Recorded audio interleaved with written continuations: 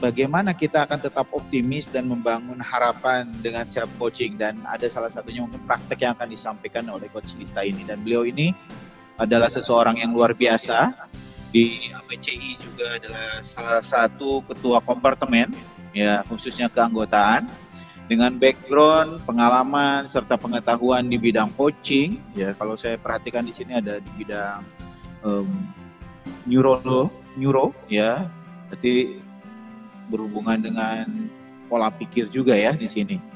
Dan beliau di sini certified ontological coaching and leadership facilitator. Dan untuk itu saya akan persilahkan kepada Coach Lista untuk memberikan pemaparan berikutnya. Bapak Ibu boleh beri aplausnya buat Coach Lista. Saya senang banget bisa ada di sini. Sebelum saya mulai, saya mau terima kasih dulu untuk senior saya, pasti Coach Getty tadi dengan penjelasannya luar biasa banget. Mungkin teman-teman juga udah lihat banyaknya dan lamanya pengalaman Coach Getty dalam dunia coaching itu sangat membuat beliau jadinya sangat fasih, dan sangat tidak heran kalau beliau dikatakan sebagai seorang master ya. Jadi saya sangat kagum banget tadi ngelihatnya.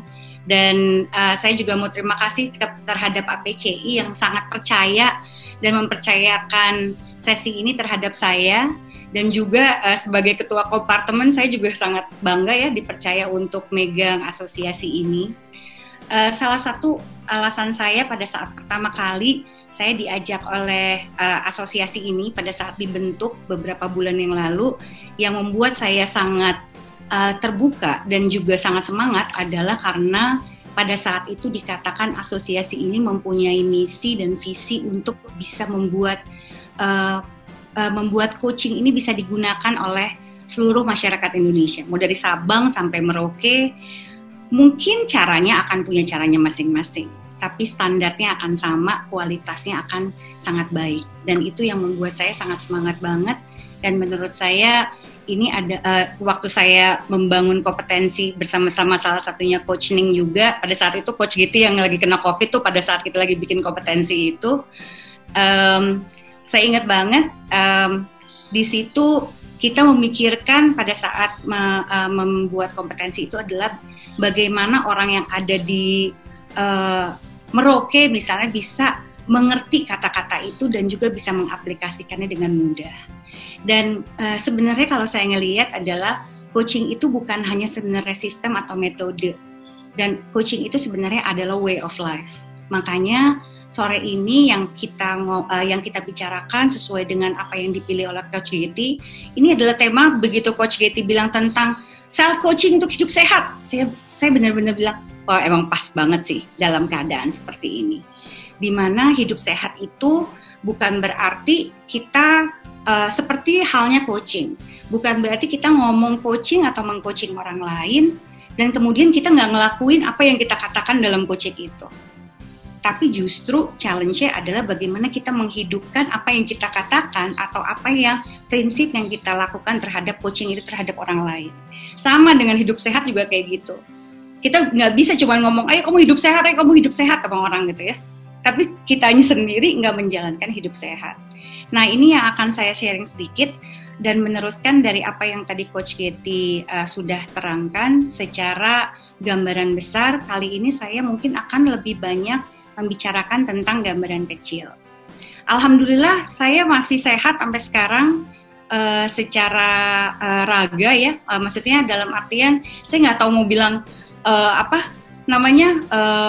lebih baik atau enggak gitu ya, tapi alhamdulillah saya masih bisa ngejaga tubuh saya dalam keadaan seperti ini, dan dalam waktu yang bersamaan juga saya juga ngejagain orang-orang yang di sekitar saya, terutama keluarga saya, karena saya tinggal sama ibu saya, jadi banyak banget hal-hal yang saya harus batasi juga, atau hal-hal yang saya juga karena di rumah juga ada anak-anak kecil, saya juga sangat membatasi terhadap apa yang bisa kita lakukan, dan juga bagaimana kita tetap mempraktekkan untuk kita ngejaga imunitasnya kita.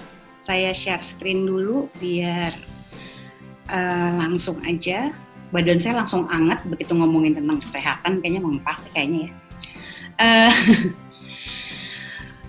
Self coaching di sini saya dapat satu bagian di mana saya membicarakan tentang self coaching, optimis, membangun harapan. Ini menarik nih, karena memang dalam hidup saya sendiri, dalam pengalaman saya sendiri memang lulusan dari Newfield. Saya sekolah coaching sekitar 10 tahun yang lalu, tahun 2010.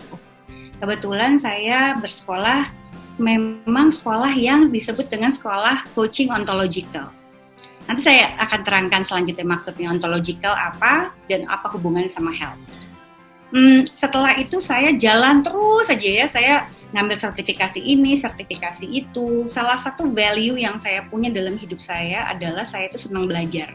Saya senang ngulik, saya senang ngelihat hal-hal yang, kayaknya menarik ya, kayak apa ya gitu. Nah, salah satunya bagian yang saya sangat perdalam adalah mengenai somatik. Somatik ini adalah tentang tubuh.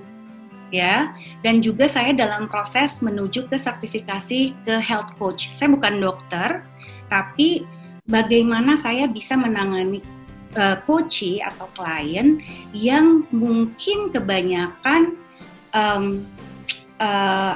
isu yang dia hadapi sebenarnya juga karena isu dalam keadaan tubuhnya dia, mungkin berupa dengan kesehatan, mungkin berupa dengan figur tubuhnya dia. Itu banyak saya pelajari di dalam somatik, dunia somatik. Jadi kalau misalnya bisa dilihat juga, saya juga ngambil sedikit hanya neuroscience dasar aja untuk coaching dan mindfulness, dan sisanya itu adalah sertifikasi untuk training saya. Oke? Nah, saya mau jelasin dikit untuk teman-teman mengenai ontological coaching. Ontological coaching itu sebenarnya adalah, kalau ngomongin ontologi itu kayak suka dibilang apa sih arti ontologi gitu.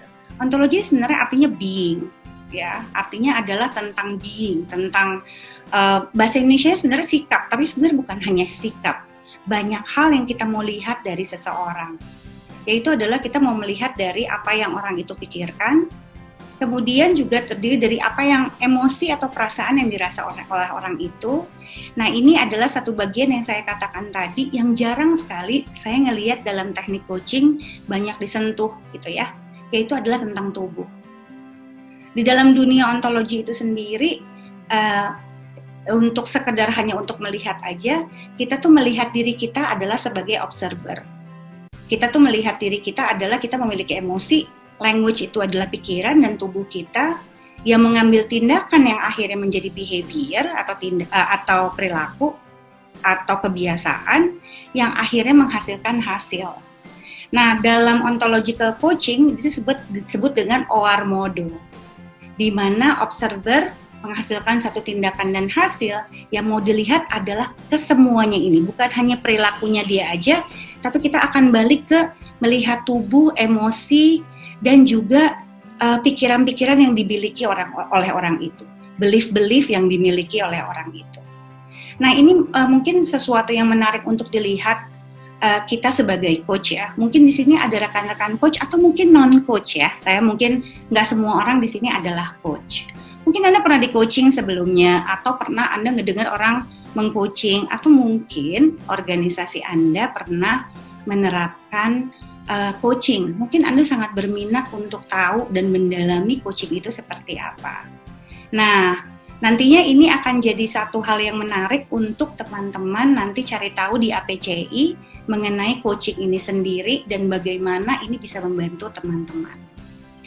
Tapi yang perlu diingat juga, yang saya sangat terus diingatkan oleh para mentor coach saya, dari sekolah saya juga, untuk mentor PCC saya juga, adalah saya selalu diingatkan tentang satu hal. Sebagai coach, kita adalah manusia juga. Dan pada saat di dalam pandemi ini, khususnya di dalam masa pandemi ini, menghasilkan hal-hal yang tidak pasti. Banyak sekali hal-hal yang kita lihat serba nggak pasti.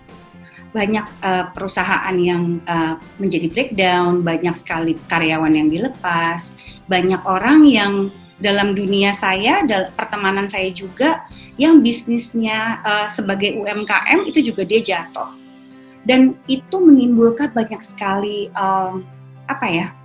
banyak sekali keadaan orang semakin tidak pasti. para rekan sesama coach saya juga banyak yang dalam titik ini mengalami banyak juga breakdown selama 7 bulan terakhir ini. Kenapa?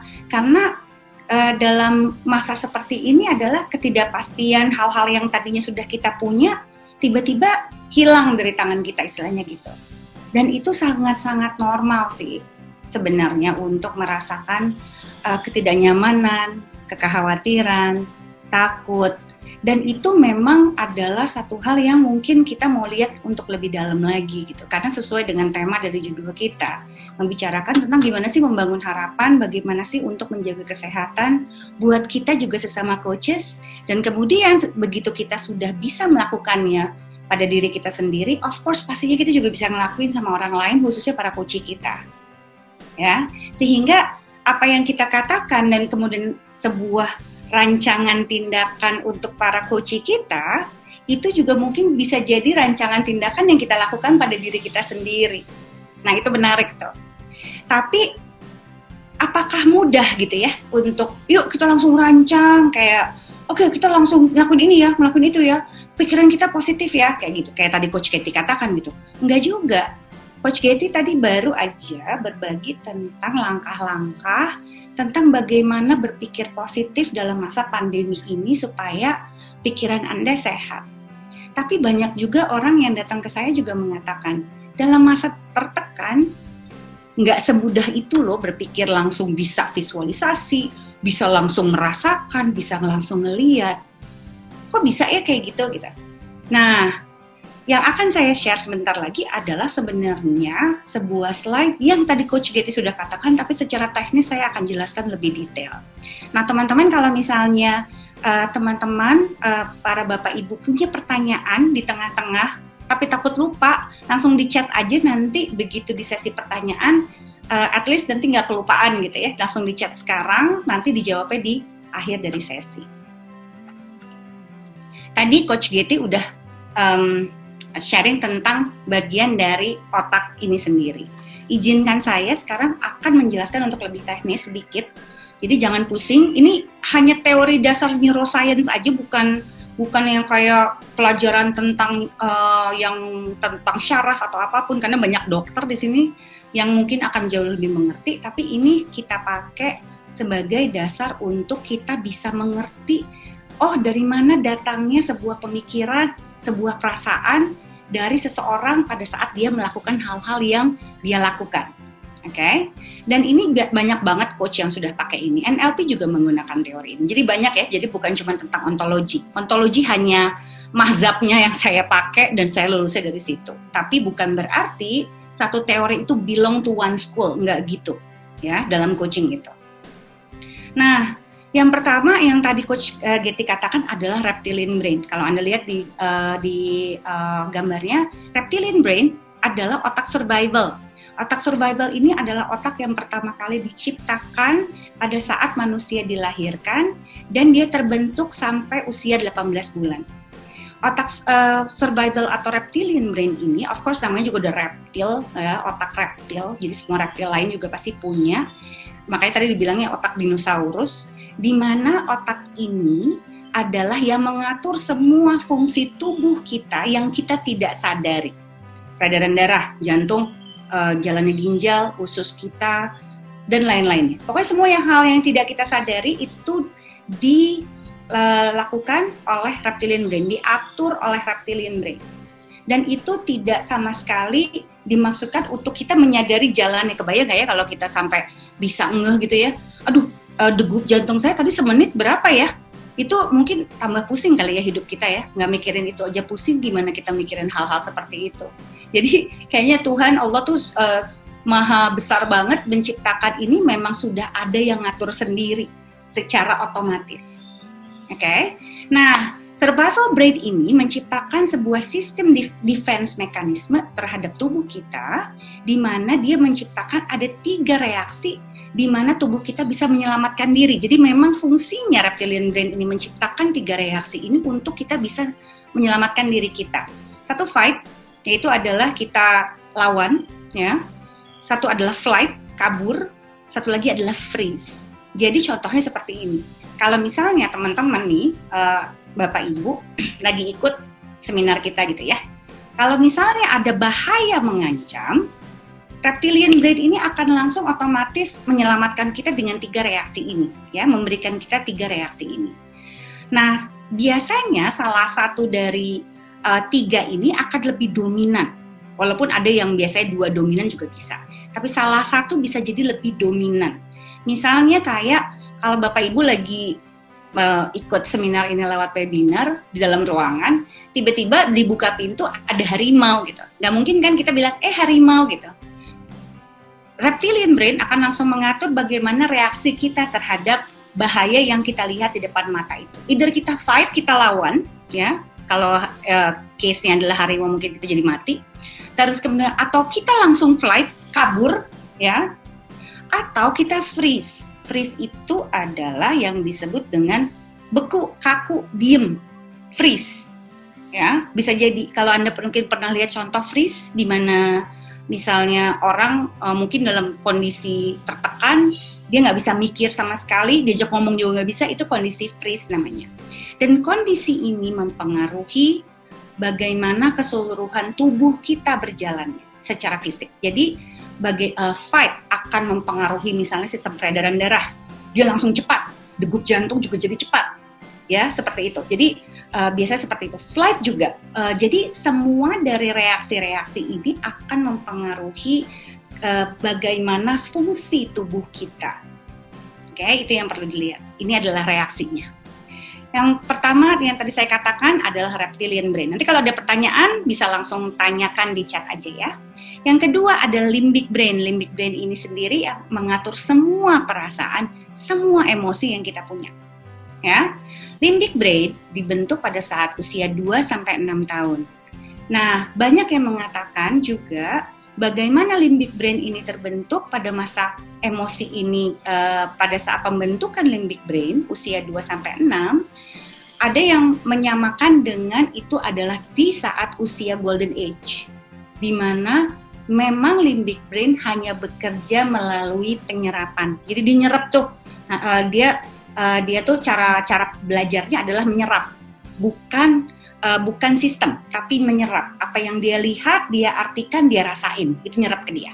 Jadi itu cara limbic brain mengartikan di usia 2-6 tahun. Jadi kebayang pada saat usia itu kita bisa mengartikan apapun di usia golden age itu, dan dia mengartikannya dengan apapun yang dia akan artikan.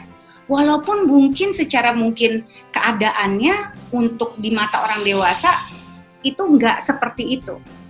Ya, nanti saya kasih contoh seperti apa. Nah, di dalam sebuah limbik ada yang namanya amigdala. Amigdala adalah yang menyimpan semua memori-memori, perasaan, apa yang telah dipelajari oleh si limbik tersebut. Ya, itu namanya amigdala. Jadi kalau mungkin ada yang tahu amigdala itu sebenarnya bahasa Yunani yang artinya adalah kacang almond. Jadi emang segede kacang almond. Dia ada di belakang kuping tepatnya. Nah, si amigdala itu menyimpan semua memori-memori yang akan memfilter semua perasaan-perasaan sesuai dengan apa yang dia artikan di usia 2-6 tahun itu. Nah, kebayang ya kalau misalnya saya biasanya dapat contoh tentang limbic brain adalah di usia 2-6, misalnya Anda pulang gitu ya, anak Anda mungkin masih kecil misalnya. Begitu Anda pulang, Anda lagi capek banget, mungkin Anda udah ngalamin apapun, tapi anak Anda datang dengan excitednya, wah gitu ya. Terus dia nyamperin Anda, terus Anda bilang, entar dulu, masuk dulu. Sebenarnya mungkin yang sebagai ayah yang Anda maksudkan adalah takutnya dia terkena mobil yang lagi diparkir, atau mungkin apapun itu. Tapi si anak itu mungkin tidak akan mengerti seperti itu. Limbic brain akan mengartikannya apapun yang dia mau artikan. Mungkin dia akan mengartikan, oh ayah nggak mau ngomong sama saya salah apa, nggak boleh excited. Kalau saya excited nanti saya nanti dimarahin seperti ayah kayak tadi. Nah, limbic brain ini bukan otak pintar. Dia tidak pintar sama sekali.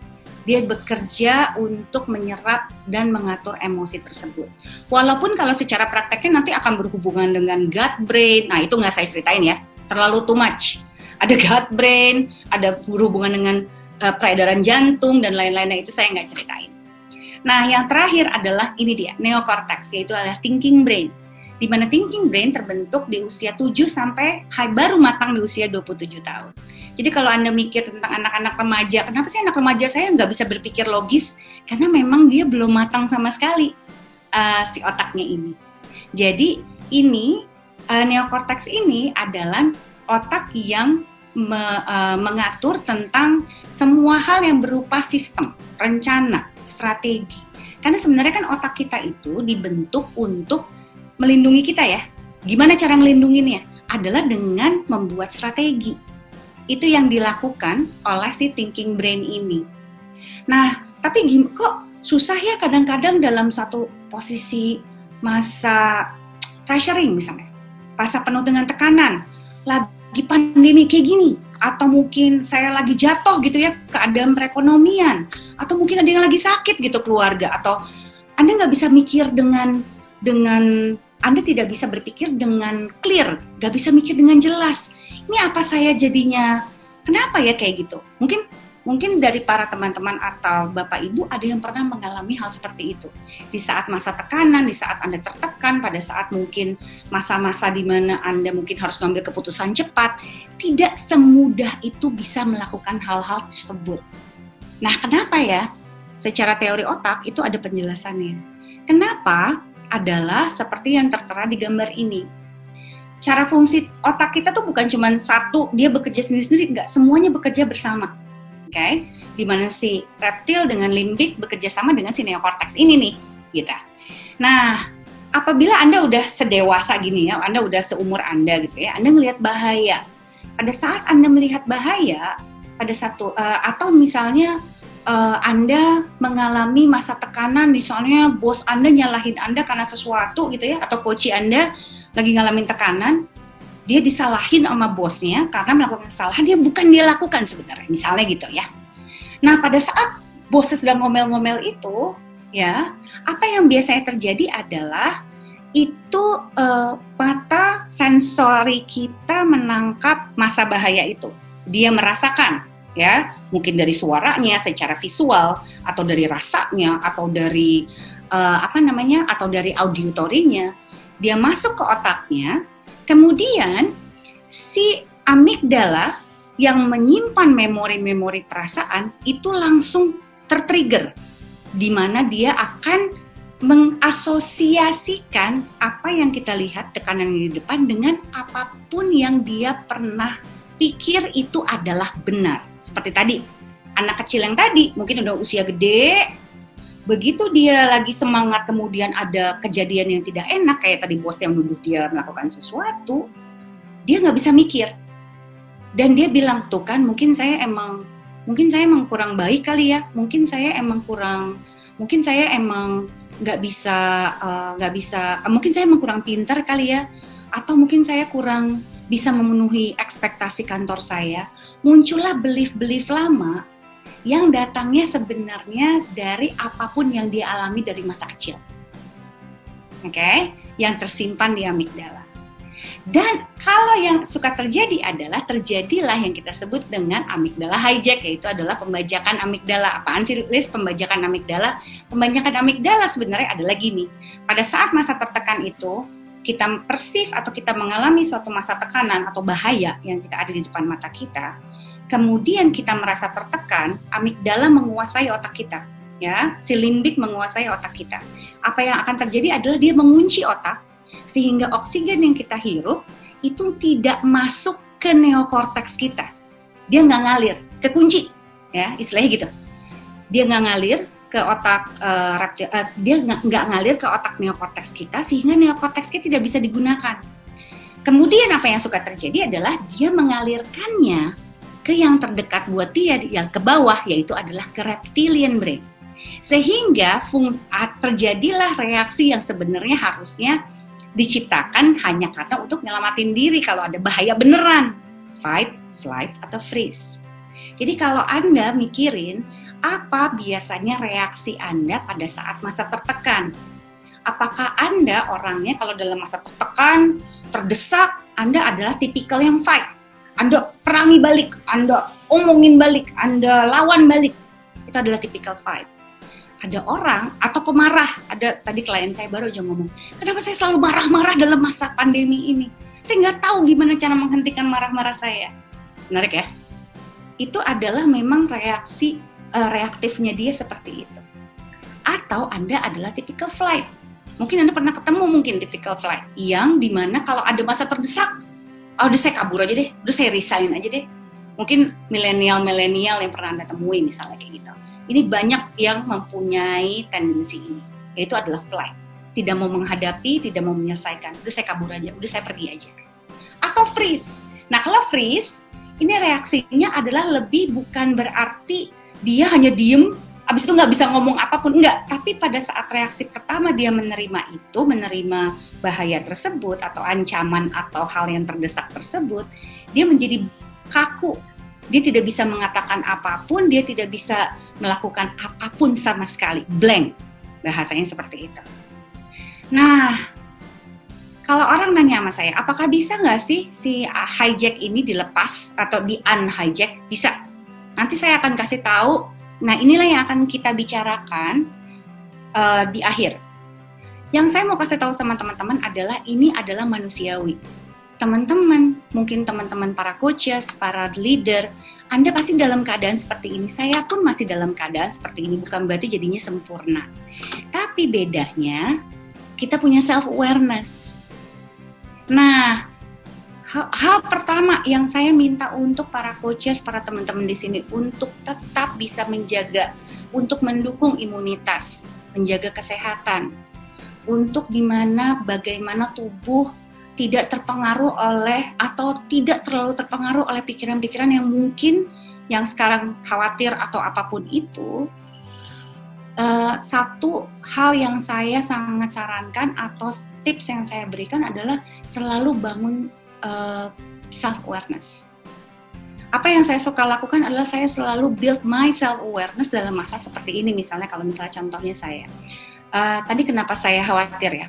Ini dengan saya nonton TV, apakah akan membantu nggak nih kekhawatiran saya?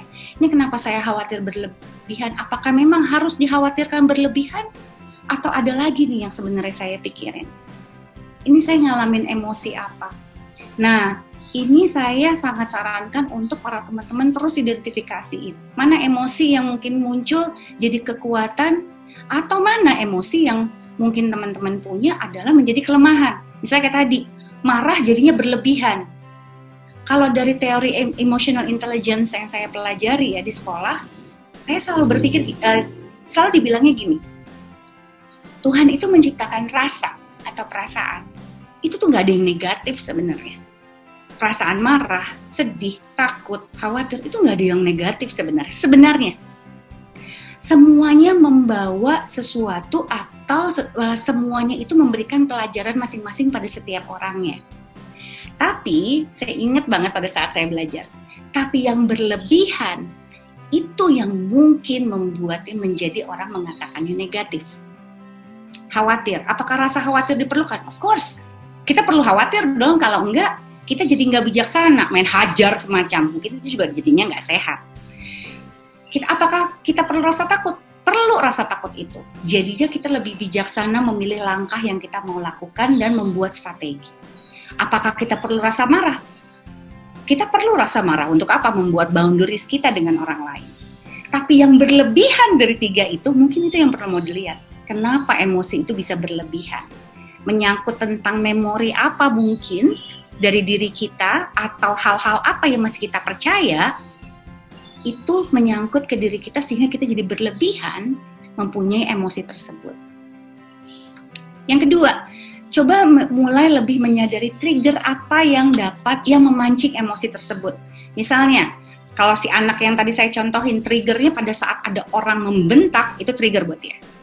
Mungkin trigger buat Anda, buat tiap orang beda. Buat saya misalnya triggernya adalah pada saat saya melihat, nih contoh kecil ya, saya melihat ada orang yang kalau bekerja lambat, itu trigger tuh buat saya tuh. Ini kenapa sih lambat banget? Udah deh, kalau gitu itu ngebuat saya misalnya jadi lebih emosi atau jadinya lebih nggak sabaran dengan orang tersebut. Nah, mulai mungkin teman-teman atau Bapak Ibu bisa ngelihat tentang mengenai self-awareness, lebih menyadari lagi trigger apa sih yang biasanya bisa memancing Bapak dan Ibu dan mempengaruhi fisik kita. Ingat ya, yang saya katakan ini adalah bagaimana emosi dapat mempengaruhi fisik kita. Nah, yang selanjutnya yang saya mau bicarakan adalah ke belakangnya akan bersifat lebih ke teknis. Karena kalau ngomongin yang tadi akan jauh lebih panjang, bisa berjam-jam. Saya cuma dikasih waktu mungkin 5 menit lagi nih sama Coach Yasin dan Coach Shening gitu ya. Yang saya mau untuk teman-teman bisa unhijack si amigdala tadi, atau teman-teman untuk lebih tenang mungkin menghadapi klien, atau menambah imunitas teman-teman adalah teman-teman mulai lebih mempraktekkan conscious breathing, yaitu adalah nafas yang lebih disadari. Bukan cuma lagi meditasi atau bukan lagi tenang, Anda sadar nafas. Kalau Anda mau sadar, justru di dalam masa tekanan, orang suka lupa nafas. Sesimpel itu sebenarnya. Tekanan jauh akan kerasa lebih besar karena nafas yang tidak diambil atau nafas yang lebih cepat-cepat. Jadinya akhirnya orang itu jadi hyper untuk pernafasannya gitu ya. Nah, itu menambah kecemasan biasanya, nafas pendek-pendek itu. Maaf, ada suara motor kayak iklan, saya hidup di pinggir jalan. So, jadi artinya adalah conscious breathing ini sendiri adalah teman-teman untuk lebih menyadari dalam tindakan-tindakan yang lagi diambil, dalam olahraga, teman-teman lagi ngelakuin coaching, sesi coaching, atau mungkin lagi dalam berhubungan dengan keluarga, mulai menyadari nafas yang diambil, mulai lebih memelankan, lebih menenangkan. Fungsinya adalah nurunin detak jantung yang terlalu cepat, sehingga tubuh lebih rileks dan terhindar dari tekanan darah tinggi.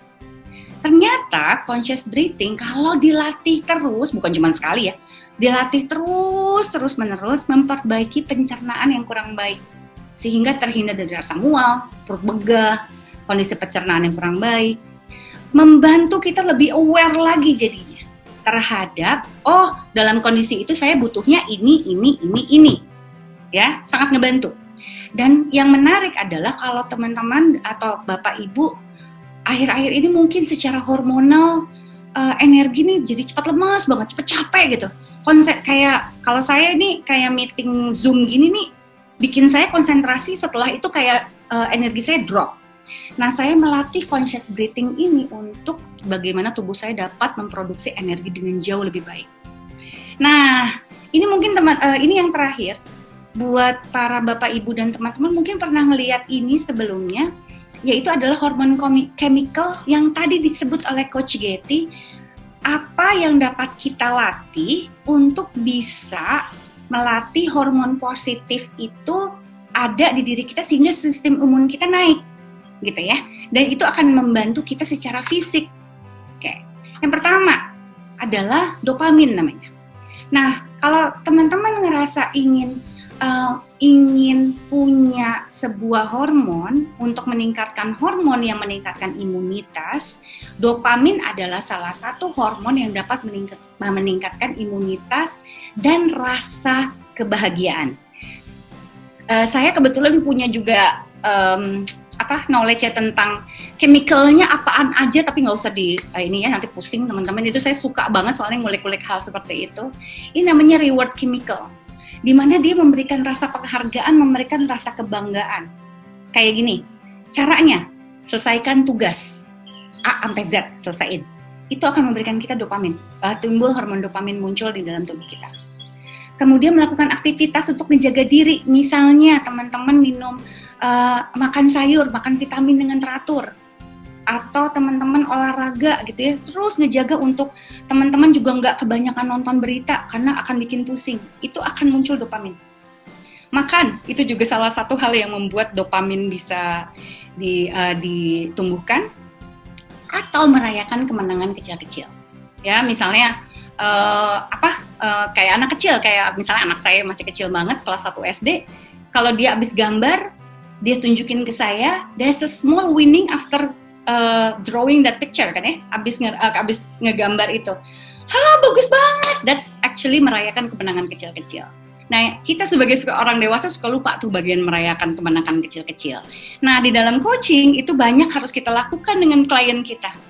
Nah, mungkin ini adalah hormon yang perlu kita tumbuhkan di dalam tubuh kita sebagai coach juga. Endorfin, painkiller. Painkiller ini bukan berarti abis gitu abis itu sakitnya hilang. Tapi kalau Bapak Ibu pernah dengar, tubuh itu sebenarnya punya sistem sendiri untuk mengobati tubuh kita.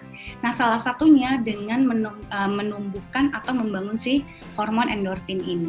Dengan cara apa? Tawa. Tawa itu bisa numbuhin endorfin dan bisa mengurangi rasa sakit di tubuh kita.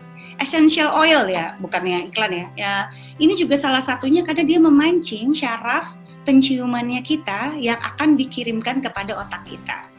Nonton komedi nih, suami saya paling doyan nih nonton komedi. Tiba-tiba dia akan ketawa-ketawa sendiri nonton komedi dan itu akan numbuhin apabila dia lagi pegel-pegel itu akan membantu dia untuk mengurangi itu misalnya.